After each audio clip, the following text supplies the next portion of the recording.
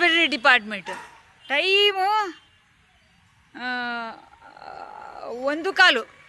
Hospital close. ಇವತ್ತು 4th Saturday. ಹಾಗಾಗಿ ಅರ್ಧ ದಿನ ಅಷ್ಟೇ ಕೆಲಸ ಮಾಡೋದು ಅಂತ ಅಂದ್ಬಿಟ್ಟು ಇವ್ರು ಹೋಗ್ತಿದ್ದಾರೆ. ನಾವು ಬಂದಾವಾಗಂತೂ ಕ್ಲರ್ಕೇ ಇರಲಿಲ್ಲ ಇಲ್ಲಿ.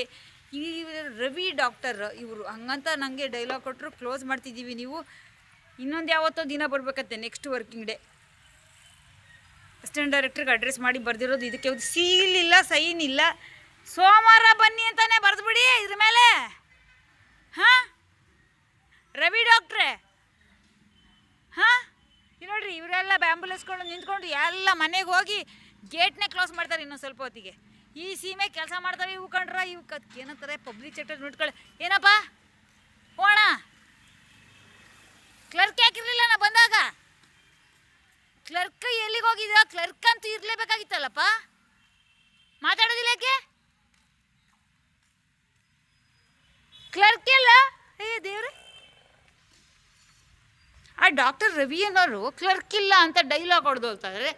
ಒಬ್ಬ ಕ್ಲರ್ಕೂ ಇಲ್ದಲೇ ಇರುವಂಥ ಇವರೇನು ಡಿ ಕ್ಲಾಸ್ ಆನ್ ಕಾಂಟ್ರಾಕ್ಟ್ ಅಂತೆ. ಈ ಹುಡುಗ ಹೆಸರು ಹೇಳಕ್ಕಿಲ್ಲ. ಸೋಮವಾರ ಬರ್ತಾರಂತೆ. ಕೇಳ್ರಿ, ಇವತ್ತು ಕ್ಲರ್ಕ್ ಯಾಕಿರಲಿಲ್ಲ ಇವತ್ತು? ನಾ ಬಂದಾಗ 1 ಗಂಟೆ ಆಗಿರಲಿಲ್ಲ. ಇನ್ನೂ ನಾಟಕ ಆಡ್ತೀರ ಸುಮ್ಮನೆ. ಇಷ್ಟೋ ತನಕ ಕಷ್ಟಪಟ್ಕೊಂಡು ನಾನು ಇಲ್ಲಿ ರಿಕ್ವಿಷನ್ ಲೆಟ್ರ್ ಬರೆದ್ರೆ ಕೊಡೋಣ ಅಂದರೆ ಯಾರಿಗಂದ್ರೆ ಮನುಷ್ಯರೇ ಇಲ್ಲ ಇಲ್ಲಿ, ಕ್ಲರ್ಕೂ ಇಲ್ಲ ಇಲ್ಲಿ.